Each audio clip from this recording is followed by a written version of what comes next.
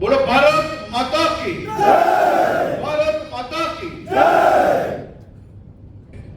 હું માનું છું ત્યાર સુધી અહીંયા બેઠેલા દરેક નેતા એ આજીવન વિદ્યાર્થી અને યુવાન નેતા રહેશે, રહેજો અને જીવનભર યુવાનોને સહયોગ કરજો। હું મારી વાતની શરૂઆત કરું તે પહેલા મારા સાથીઓને માત્ર બે વાત કહેવા માંગુ છું કે યુવા નેતાઓએ ક્યારેય કોઈ બીજા યુવાને સામાજિક વ્યવસ્થામાં જોડતા ક્યારેય ના કરવું જોઈએ।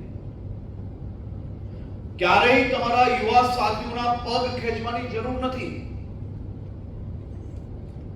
વ્યવસ્થા પ્રમાણે અનેક વ્યવસ્થાઓમાં અનેક લોકો એ વ્યવસ્થિત રીતે ગોઠવાઈ જતા હોય છે।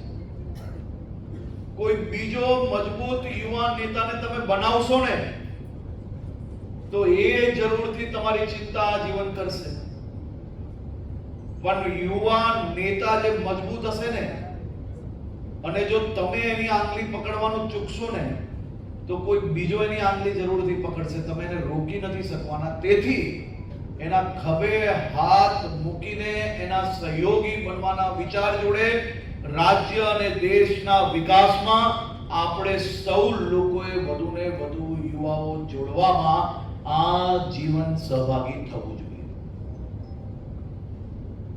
બીજું કે આજની દેખાદેખીના જમાનામાં કોઈ નેતાઓનો જબ્બો પકડવાથી કોઈનું જીવન કે કોઈનું પ્રમોશન ક્યારેય નથી થયું।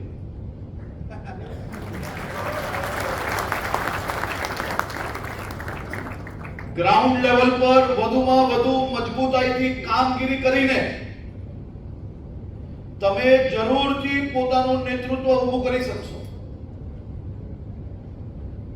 ચાપલુસીમાં કે આગળ પાછળ ફરવામાં સમય બગાડવાથી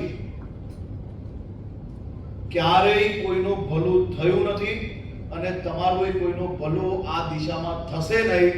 તેથી હું મારા બધા જ યુવા ભાઈઓને સાથીઓને માત્ર એટલું જ જણાવવા માંગુ છું કે વધુમાં વધુ ગ્રાઉન્ડ લેવલ કામની અંદર તમારો જે સ્વભાવ છે એ સ્વભાવમાં તમે સૌ લોકો કામ કરતા રહેજો।